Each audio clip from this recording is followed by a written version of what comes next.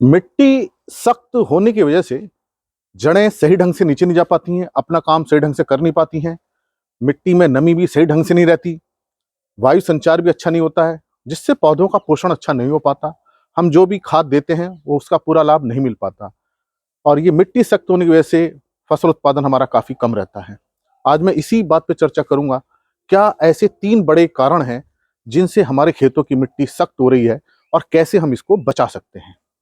देखिए, खेत के अंदर भुरभुरापन तभी रहता है जब उसके अंदर ऑर्गेनिक मैटर हो, जीवांश पदार्थों की मात्रा हो। ये हमारी मिट्टी के अंदर रहेंगे तो मिट्टी के अंदर भुरभुरापन रहता है और मिट्टी सख्त नहीं होती।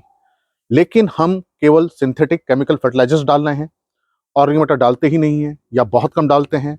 FYM है, गोबर की खाद है, कंपोस्ट है, वर्मी कंपोस्ट है, केचुए की खाद है, पोल्ट्री मुर्गी की खाद है। इसका प्रयोग या तो हम कर नहीं रहे हैं या बहुत कम कर रहे हैं, जिस कारण से खेत में जैविक पदार्थ कम होते जा रहे हैं और मिट्टी के कणों को बांध के रखना, उसके अंदर भुरभुरापन लाने का काम मुख्यतः ये जैविक पदार्थ ही करते हैं। तो सबसे बड़ा कारण यही है कि जैविक पदार्थों का प्रयोग नहीं करना। तो इसलिए आप जैविक पदार्थों का प्रयोग जरूर कीजिए। अगर इस तरह की खादें उपलब्ध नहीं होती तो हरी खाद जरूर हमें लेनी चाहिए। जैसे ढैंचे की हरी खाद हम ले सकते हैं या किसी दलहनी फसल की हम हरी खाद ले सकते हैं। जैसे काउपी है, उसकी हम हरी खाद ले सकते हैं, मूंग की हम हरी खाद ले सकते हैं। हरी खाद हमको जरूर ले लेना चाहिए ताकि हमारे खेत के अंदर जैविक पदार्थ तो बने ही रहेंगे, साथ साथ नाइट्रोजन की मात्रा भी बढ़ेगी। तो एक सबसे बड़ा कारण ये है। दूसरा जो कारण है जिससे मिट्टी सख्त हो रही है, बार बार जुताई करना, बहुत ज्यादा जुताई करना, रोटावेटर ज्यादा चलाना। इससे मिट्टी के कण बहुत बारीक हो जाते हैं, मिट्टी बहुत महीन हो जाती है और जब बारिश होती है तो उसके पानी के साथ ये कण चिपक जाते हैं, बैठ जाते हैं। या जब हम हैवी ट्रैक्टर चलाते हैं, मशीन चलाते हैं या दूसरे तरह के हम हार्वेस्टर कंबाइन चलाते हैं, ये हैवी मशीनरी होती हैं, इनका वेट बहुत ज़्यादा होता है, जिससे मिट्टी बैठती है, दब जाती है। तो अत्यधिक जुताई करने के बाद जब इस तरह की मशीनें चलती हैं, बारिश होती हैं, तो मिट्टी के कण आपस में दब जाते हैं, जिससे मिट्टी सख्त होने लगती है। ये एक दूसरा बड़ा कारण है, बार बार जुताई करना और हैवी मशीनरीज का प्रयोग करना। तीसरा कारण ये रहता है कि जो मिट्टी में कण है उनको बांधने का काम जो है कैल्शियम करता है। तो जिन मिट्टी में कैल्शियम की कमी रहती है, वहां मिट्टी के कण फिर बंधते नहीं है आपस में और मिट्टी कंपैक्ट होने लगती है। तो अब ये कैल्शियम कमी कई कारणों से हो सकती है, इसलिए हमें कैल्शियम की पूर्ति के लिए जिप्सम का हमें प्रयोग करना चाहिए।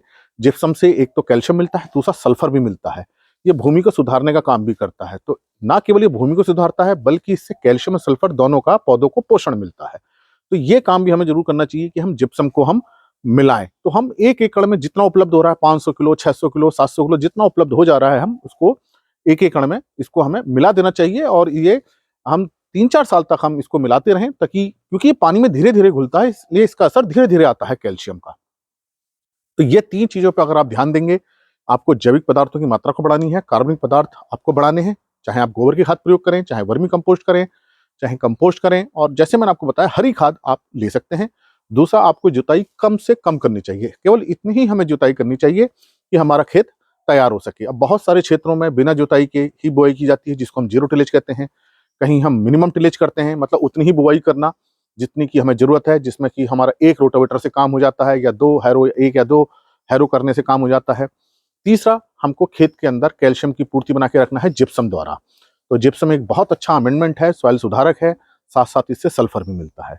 तो अगर आप इन 3 चीजों पे ध्यान रखेंगे तो हम मिट्टी को सख्त होने से बचा सकते हैं।